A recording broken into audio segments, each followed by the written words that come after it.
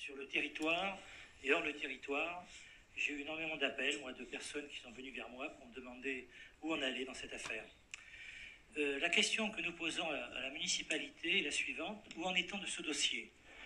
Nous rappelions dans notre note que Mme Pastou a créé ce refuge avec l'accord de la municipalité précédente qui a passé avec elle une convention. On a accepté la création de ce refuge car il y avait un véritable besoin et nous estimons qu'elle exerce toujours de fait une mission d'utilité générale qui est très appréciée. Nous relevons également qu'elle a beaucoup investi en temps et en argent avec le soutien de bénévoles. Et comme de nombreuses personnes du territoire, nous continuons à soutenir son action que nous estimons remarquable au bénéfice de la cause animale. Et nous souhaitons, bien évidemment, il faut qu'on en sorte, nous souhaitons qu'une solution raisonnable soit trouvée pour assurer la pérennité du refuge.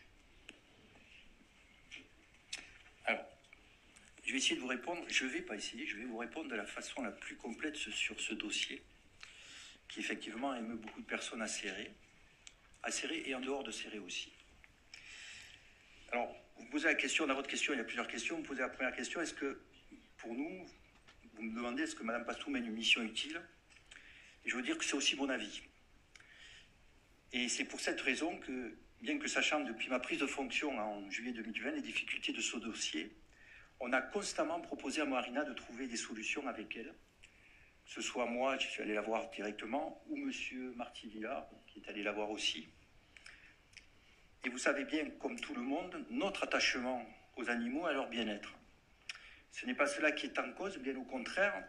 D'ailleurs, je ne peux me résoudre à laisser ces animaux en zone rouge, inondable, et de prendre le risque de les voir disparaître un jour sous les eaux de fleuves en crue. C'est ce qui a failli arriver lors de la tempête Gloria. Et quelques animaux qui étaient plus à l'aval ont été emportés, c'était des animaux d'un agriculteur, ils ont été emportés lors de la tempête Gloria. Alors vous dites que Marina a beaucoup investi. Je n'en doute pas et je regrette beaucoup qu'elle n'ait pas pris la peine d'écouter celles et ceux nombreux qui ont depuis longtemps, avant même notre prise de fonction à la ville, ont alerté sur les irrégularités dans lesquelles elle se fourvoyait. Et puisque vous citez l'ancienne municipalité, comment est-il possible qu'une convention ait été signée dans un lieu pareil? Je vous pose la question, M. Puchman. Et comment Là-dessus, je vais vous répondre. Il ne vous a pas échappé qu'il y a une station d'épuration qui est située à proximité immédiate de ce refuge, oui, et qu'il y a un certain nombre de maisons, d'habitations qui sont vraiment en lisière du TEC. Mais alors vous n'avez pas regardé, on va le regarder dans les éléments de contexte, vous n'avez pas regardé les éléments de contexte du PLU qui classe cette zone en zone inondable. Vous allez voir, on va le voir après. Je déroule mon propos parce que je vais être précis et clair. Donc permettez-moi de dérouler mon propos. Et comment se fait qu'il est parmi tous les amis de Marina, personne ne l'a alerté sur ces risques qu'elle prenait et la situation illégale dans laquelle elle se mettait, puisque visiblement elle n'était pas capable de s'en rendre compte toute seule. Donc je ne vous comprends pas. Quand je vous interpelle sur l'ancienne municipalité, vous me dites que vous ne voulez pas y être assimilé. Quand je ne vous demande rien, c'est vous qui allez chercher votre argumentation dans les actes de l'ancienne municipalité. Vous êtes pourtant quelqu'un de responsable, je crois. Et comment vous pouvez défendre l'indéfendable? Moi, je ne cherche pas sur ce sujet, comme sur les autres, à juger le passé, ni dans un sens, ni dans un autre. Je cherche juste à faire que les choses se fassent dans la légalité, la sécurité des biens et des personnes et l'harmonie entre les différents usages de la ville. Là où je vous rejoins, c'est dans la nécessité de chercher des solutions et je suis preneur de toutes les idées au sein du conseil municipal. Et Marina, sur ce point-là, ne nous aide pas. Elle n'a jamais cherché à trouver des solutions au pétrin dans lequel elle s'est mise, dans lequel elle a entraîné toutes celles et tous ceux qui la soutiennent. Elle conteste tout, mobilise la France entière contre nous, mais jamais ne cherchera avec nous une solution à la situation illégale dans laquelle elle s'est mise. Encore moins ne reconnaîtra ses erreurs. Quand je dis qu'elle mobilise la France entière, qu'elle mobilise la France entière, je voudrais quand même préciser que plus on est loin de serrer, moins on connaît le sujet, plus ce sont des messages d'invective qui sont proférés sur ce sujet, venant de personnes qui ne savent même pas de quoi il s'agit. C'est triste de constater à quel point les réseaux sociaux peuvent être de véritables poubelles aujourd'hui. Donc on va revenir aux faits et à la convention passée. Alors je voudrais que vous mettiez les éléments de contexte. Donc si vous pouvez passer le slide suivant. Donc voilà, il y a une parcelle communale qui se situe effectivement à la proximité de la station d'épuration, la P175, qui fait 14 149 mètres carrés au lieu dit des Ortes, en bordure du Tech, à côté de la station d'épuration. On est en zone A agricole du PLU. Donc, vous pouvez passer le slide suivant. Il a été proposé à cette jeune femme de faire une convention sur une partie du terrain de cette parcelle de 1650 mètres carrés. Et de 2017 à 2022, plusieurs aménagements et constructions ont été réalisés sans déclaration ou autorisation. Des algécos, des chalets en bois, des boxes pour chiens, des pergolas, des écuries, des abris, des clôtures qui ne respectent rien du règlement du PLU sur cette zone. Donc si vous pouvez passer au slide suivant. Donc on peut le voir, la zone de 1650 m² aujourd'hui est complètement construite, avec des chenilles en dur, avec des clôtures qui ne respectent pas le bon écoulement des eaux. On a l'écurie et parc à chevaux qui s'est installé sur un terrain qui n'est pas du tout conventionné, où elle a construit une écurie sans autorisation. Donc on a deux, une à droite et à gauche, et un abri de parc à chèvres. Et elle occupe aujourd'hui pas 1650 m², mais 1,5 hectare. Voilà, et donc là vous avez la situation réglementaire de cette zone, dont on est en zone rouge RT du plan de prévention des risques naturels prévisibles, et quand on lit le règlement de cette zone, il interdit toute construction. Donc risque très fort de pluie torrentielle, et c'est le sous-préfet qui nous a alerté là-dessus, comme il nous a alerté aussi sur le haut vent de la tribune. Donc c'est un dossier qui est prioritaire pour les services de l'État. Si on passe au point suivant, au slide suivant, on a aussi le terrain situé en zone d'aléa très fort, non urbanisé du PGRI, hauteur d'eau supérieure ou égale à 1 mètre et vitesse supérieure à 0,5 m/s. Quand j'ai alerté Marina, j'ai alerté par rapport à sa sécurité et à la sécurité du site, du refuge. Elle est aujourd'hui dans une situation où son refuge peut être emporté lors d'une crue. Donc je suis désolé de vous dire que ce n'est pas la ville qui a rompu la convention aujourd'hui. Ça, voilà, donc ça c'est tout ce qui était non autorisé, construction nouvelle. Donc la convention que vous avez signée au départ avec Marina ne permettait pas, n'autorisait pas ce genre de construction. Donc je suis désolé de vous dire que ce n'est pas la ville qui a rompu la convention, mais Marina ne respectant pas l'esprit ni la lettre de ce que prévoyait cette convention. Donc comme je vous l'ai dit, tout aménagement est strictement interdit, tous les aménagements qui sont réalisés sont illégaux, et je ne doute pas un instant de la bonne volonté de celles et ceux qui ont contribué, puisque ces travaux ont été faits par un grand nombre de volontaires. Donc je suis intimement persuadé de l'utilité et de l'importance de ces aménagements et de ce refuge, je l'ai toujours dit, même si je regrette d'avoir à le rappeler, je suis quand même obligé d'agir de façon responsable. Je ne peux pas me permettre d'être démagogique comme certains. D'ailleurs, je vous invite vous aussi à faire preuve d'un peu de responsabilité. Être responsable sur ce dossier, c'est admettre qu'on ne peut pas prendre le risque de voir des animaux, peut-être des personnes, emportées par des crues, puisqu'on sait que cela arrivera un jour, et on a failli le vivre lors de la tempête Gloria. Je préfère être accusé aujourd'hui de tout et n'importe quoi, mais agir de façon responsable, plutôt que d'être accusé d'avoir fait n'importe quoi après une catastrophe. De plus, si je ne fais rien, ce serait le sous-préfet qui interviendrait, et nous serions deux, Marina et moi, à être condamnés pour agissements illégaux. Donc j'ajoute que la convention a été prévue pour 3 ans. Ce n'est pas un titre de propriété qui a été donné à Marina. Cette convention prévoit des clauses de résiliation. Si j'ai demandé à résilier, c'est parce que je ne veux pas être juridiquement responsable d'une situation hors la loi. Je suis dans la loi, partout et tout le temps. Contrairement à Marina, je ne peux pas me contenter d'attiser des réactions émotionnelles sur Facebook pour essayer de faire diversion. Je ne peux pas et je ne veux pas, quand je vois les torrents d'insultes que cela provoque de la part de ces gens qui ne savent même pas de quoi ils parlent, je ne veux pas non plus perdre le temps dans certains médias dont la seule préoccupation est de faire l'audience, le buzz. On m'a rapporté certains propos tenus dans certaines émissions, tout est à vomir. Aujourd'hui, Marina a pris un avocat, et là j'y vois un bon signe. C'est la reconnaissance que le droit est important et que le droit prime. Du côté de la ville, j'ai demandé à notre avocat d'être disponible pour continuer à chercher une solution avec sa consoeur. Un rendez-vous est d'ailleurs programmé dès la semaine prochaine, et ce n'est pas faute de l'avoir souhaité depuis longtemps. Et donc je tiendrai au courant le conseil municipal de l'évolution de ce dossier régulièrement. Voilà. Monsieur le maire, il est évident que sur les dérapages sur les réseaux sociaux et les invectives que vous avez subies, je les condamne évidemment. Hein. D'ailleurs, moi, j'ai écrit à Marina, vous avez peut-être lu ma lettre est très mesurée. Hein. Simplement, je disais à Marina que je soutenais son action et que ce qui importe à notre groupe, c'est que lorsque, un peu dans la précipitation, on l'a autorisé à monter ce refuge à l'endroit que vous connaissez, on trouve une solution à un problème qui était réel.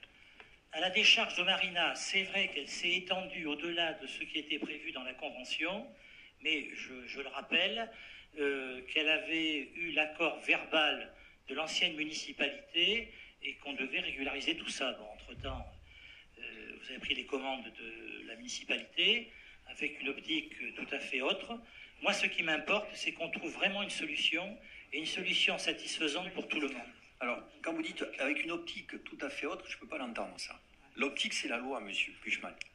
C'est de régulariser une situation qui est illégale aujourd'hui. Et de donner des accords verbaux à des gens qui sont dans une situation illégale, je trouve ça un manque de responsabilité. C'est une faute grave qui a été commise sur ce dossier.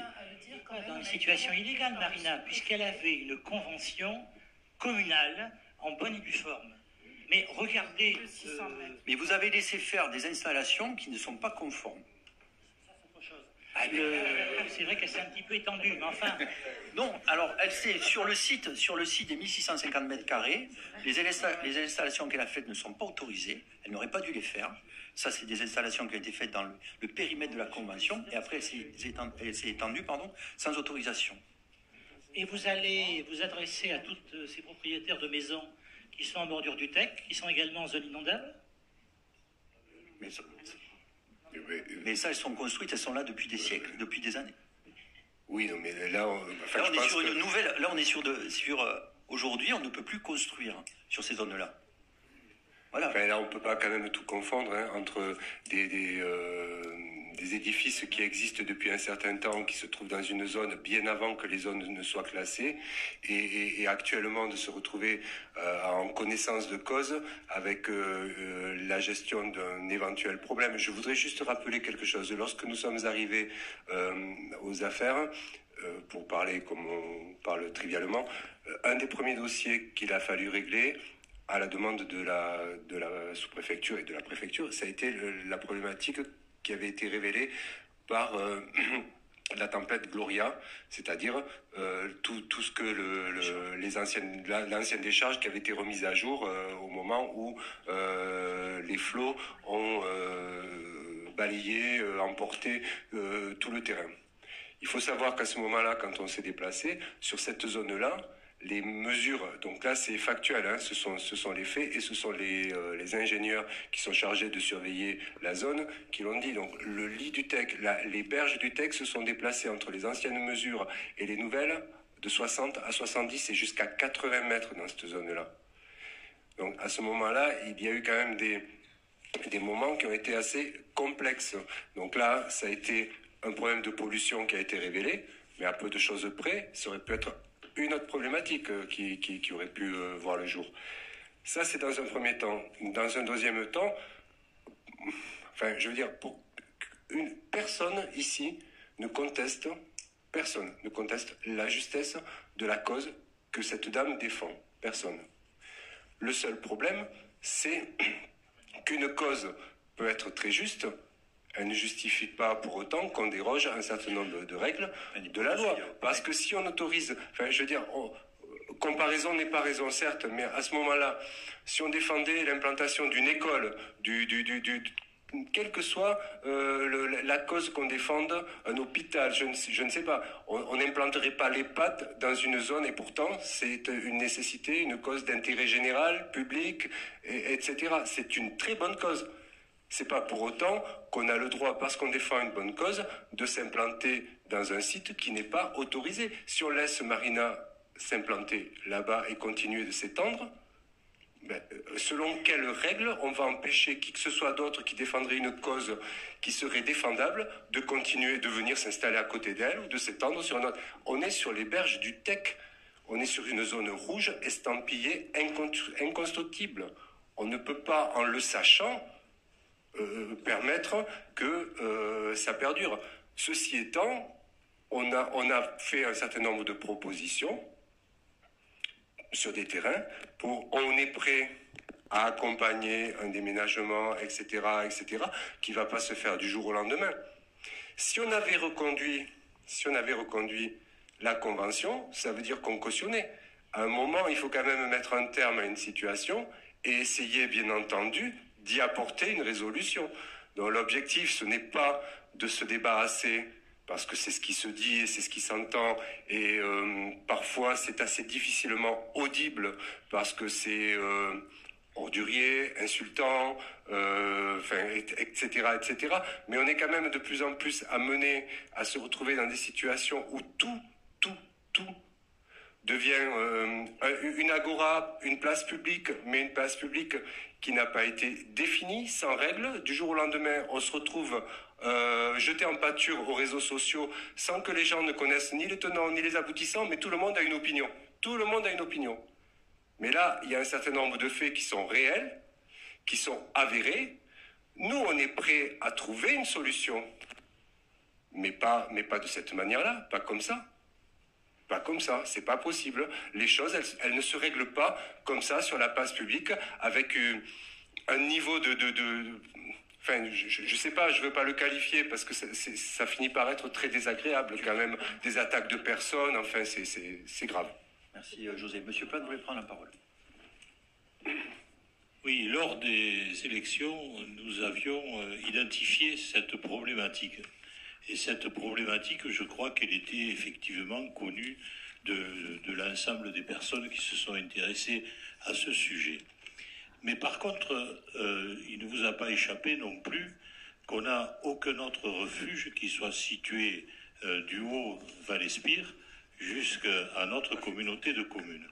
Et que c'est une nécessité aujourd'hui, et que c'est la fourrière de Perpignan qui intervient quand il y a des problèmes, et que donc finalement, est-ce que ça ne serait pas judicieux de créer justement un organe qui permette de rejoindre les deux communautés de communes et par là même eh bien, de créer demain un refuge intercommunal, mais au sens large des deux intercommunalités du Val-Espire, et de faire une sorte de délégation de services publics qui permettrait à Marina, qui d'ailleurs, je le rappelle, a tous les diplômes et toutes les qualifications nécessaires à exercer cette profession, puisqu'il s'agit après d'une profession. Donc ce serait peut-être une piste pour permettre, et qui plus est, d'ailleurs nous en avions parlé avec Michel à l'occasion d'une rencontre du quartier Nord, et je pense que je me suis un petit peu aussi renseigné, il y a des aides et des subventionnements qui peuvent venir complètement abonder sur ce dossier. Alors là, je vous rejoins, la réflexion, on l'a au niveau de notre communauté de communes et du Haut-Val-Espire. Effectivement, là aussi, on est dans une période qui est intéressante avec le plan de relance, puisqu'on peut avoir des aides sur les refuges animaliers. On ne remet pas du tout en cause, et tu l'as bien dit José, on ne remet pas du tout en cause l'utilité du refuge et le professionnalisme de Marina. Le souci, c'est qu'on est dans un cadre qui est illégal. Il faut qu'on trouve une solution. Donc voilà, donc on a fait cet acte administratif parce qu'on ne peut pas renouveler, ça serait une faute de ma part de renouveler cette convention. Par contre, on est prêt à la discussion. Je pense que vous avez lu la lettre qu'on lui a envoyée. C'est une main tendue vers Marina pour dire on va discuter maintenant. Moi, ce qui me rassure, c'est qu'elle a pris un avocat, donc on va pouvoir discuter avec nos avocats, et ces avocats vont pouvoir discuter, et je pense qu'on trouvera une solution. Le but, c'est de trouver une solution et de la sortir de cet endroit qui est dangereux pour elle et pour son refuge. Je ne voudrais pas que lors d'une prochaine crue, on nous accuse d'avoir laissé la situation telle qu'elle. Donc voilà. Donc on veut sortir par le haut, et on fera le nécessaire pour sortir par le haut. Et je vous invite, vous aussi, les groupes, l'ensemble du conseil municipal, si vous avez des idées de terrain ou des idées comme que tu viens d'évoquer, Jean-Jacques, on est preneur. Voilà, je pense qu'il y a une vraie utilité de ce refuge, on ne le remet pas du tout en cause. Après, il faut reconnaître que Marina, elle est difficile et qu'elle réagit sur l'émotion, qu'à un moment donné, elle aurait dû prendre peut-être un contact. On a essayé de prendre contact plusieurs fois avec elle, c'est très compliqué. Donc, voilà. Oui. Oui, peut-être. Oui, Simon. Ouais. C'est par rapport à l'échéance qui lui a été donnée.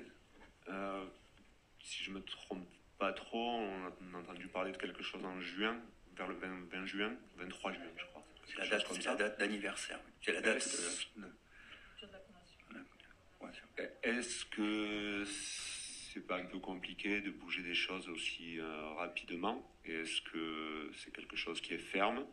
C'est-à-dire dans le sens où de poser une échéance comme ça, qu'est-ce qui se passe si le 24 elle est toujours là? On fusille tout le monde. Si le 24, si le 24 on a avancé sur le dossier, on a des pistes, ça sera différent. Bien sûr, mais une date est posée, qu'en est-il si c'est pas respecté? Et est-ce que du coup, ça vaut la peine d'avoir des dates aussi fermes? Peut-être que oui. Aujourd'hui, ça vaut la peine d'avoir des actes aussi fermes pour engager des négociations, des discussions. Après, si les discussions s'engagent et qu'on va vers une solution, il y aura de la souplesse. Voilà, on va pas... Voilà. Si on a trouvé un site, on a trouvé avec l'Interco du Haut, du Val-Espire, il y a un projet qui naît. Je sais pas, aujourd'hui Non, mais on sait bien que des projets de cette envergure, ça met pas 3 mois à sortir, quoi. Mais après, moi, il y a la collectivité, mais il y a aussi l'État. Bien sûr, j'entends ça. Voilà. L'autre point, c'est par rapport à la crainte sur cette zone, qui est zone inondable. On a parlé de la station d'épuration. Donc si on craint des choses par rapport à des nouvelles constructions, qu'en est-il des anciennes? Et si on a des responsabilités légales par rapport à ça, qu'en est-il de la sécurisation d'une structure qui paraît un peu plus importante que le seul refuge, c'est-à-dire la station d'épuration, et des risques que ça pourrait représenter? Alors, la station d'épuration ne reçoit pas du public. La station d'épuration, il n'y a pas en permanence des animaux. Voilà, c'est un outil qui fonctionne, qui est autonome, et il y a des gens qui travaillent, mais qui viennent la journée. Ils ne dorment pas sur place. Les installations les constructions qui sont un peu plus en amont, elles sont là depuis toujours. Donc on ne peut pas démolir. Par contre, on est en train de mettre en place, je ne me souviens jamais du nom, Denis, un plan communal de sauvegarde qui permet de mettre en alerte lorsqu'il y a des niveaux de crues qui sont susceptibles de déborder. Si on a des crues qui sont susceptibles de toucher ces habitations, on met des plans de sauvegarde et d'évacuation des personnes qui vivent. Voilà. Mais on ne peut plus aujourd'hui, le PLU nous interdit de construire toute... Ma remarque n'était pas... Ouais, non, mais je le prends plutôt par rapport à la réalité du danger que ça peut représenter et du coup aux protections qu'on peut envisager par rapport à ça. Et par rapport à ce que tu disais, Simon, sur la station d'épuration, ça avait été des sujets qui avaient été évoqués au moment et de la même manière que tu viens de poser la question.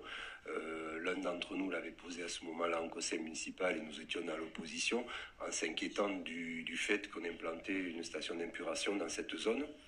Donc on a eu un certain nombre de réponses. Je pense qu'actuellement, il doit manquer encore un accès de secours pour la station d'épuration au cas où l'autre accès soit inaccessible, justement.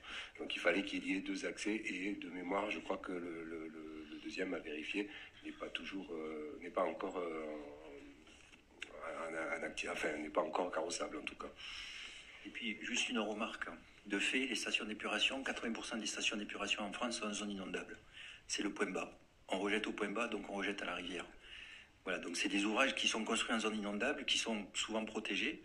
Celle de Céré devait être protégée par une digue. Elle a plus ou moins été faite. C'est une digue en terre, mais je mets en demeure de calculer la résistance de digue sur une crue décennale. Voilà, donc... Monsieur le maire, oui. Oui. Vous parlez de la station d'épuration qui est en zone inondable, mais sachez qu'il y a aussi des refuges 3 sur le département qui sont en zone inondable. Donc Canet, et la mairie leur a vendu le terrain pour €1 symbolique, ils sont en zone inondable. Et là-dessus, donc, je pense qu'il n'y a jamais eu de problème au niveau de la préfecture ou de la sous-préfecture. Mais est-ce que moi, vous me parlez effectivement, mais si elle avait fait...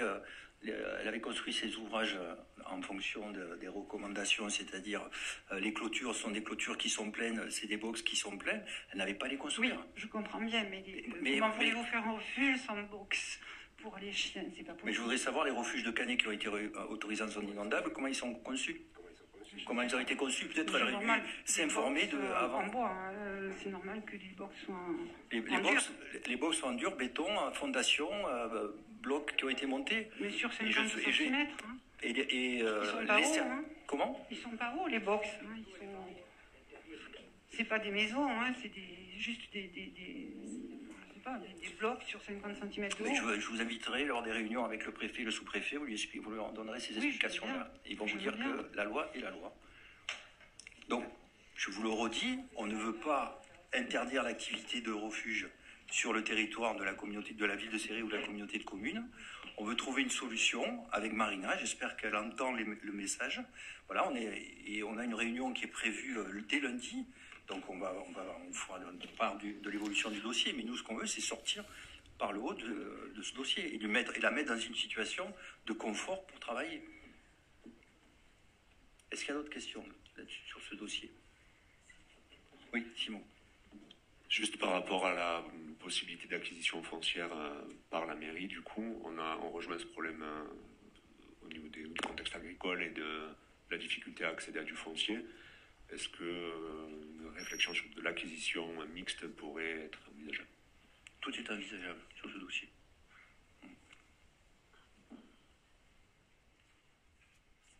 Alors, on vient de faire passer une note comme quoi la station d'épuration de Céret est sur une plateforme rehaussée et hors zone à risque. Donc voilà.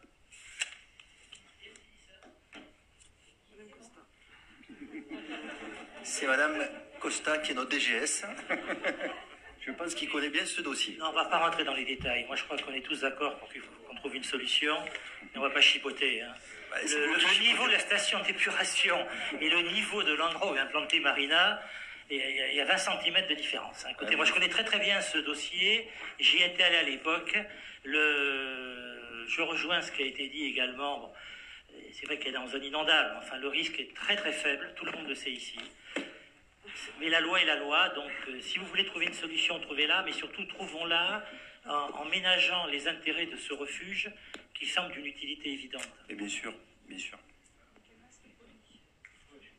Comment? Oui, il faut qu'elle reste polie, ça c'est vrai.